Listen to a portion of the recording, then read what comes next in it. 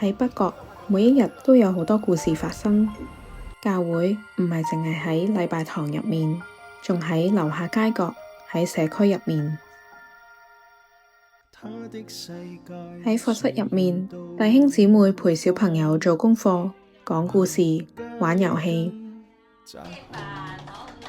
班全人都好開心，課堂都有趣輕鬆，嗰啲老師都好溫柔。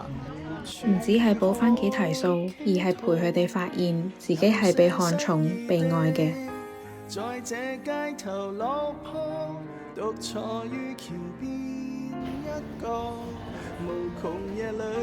喺飯台上，唔只得一餐暖飯，仲有一啲聆聽，一啲關心。入到嚟好舒服，同埋老師嘅個感覺係咪？覺得好好啊！有個寬敞嘅地方咧，就可以俾同學仔啊，同埋嗰啲做嘢嘅人咧，有嗰個空間嚟享受佢哋嘅午餐，飲杯嘢啊，同啲朋友傾下偈啊，都好開心。有人同你坐埋一台，聽你講，記得你個名。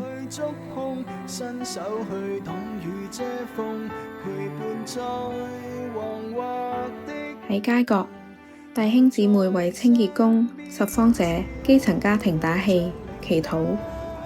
可能只係3分鐘嘅停留，但對佢哋嚟講，係有人記得你唔係一個人。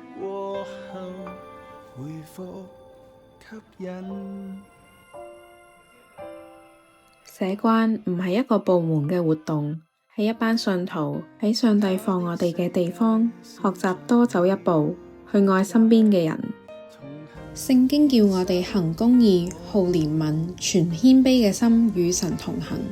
今日主都邀請我哋，願唔願意一齊喺鄰舍裏面遇見佢？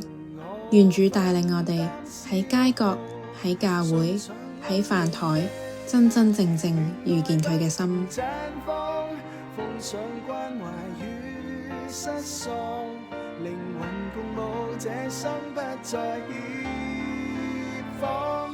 流離到時鐘，持續被冷眼嘲諷。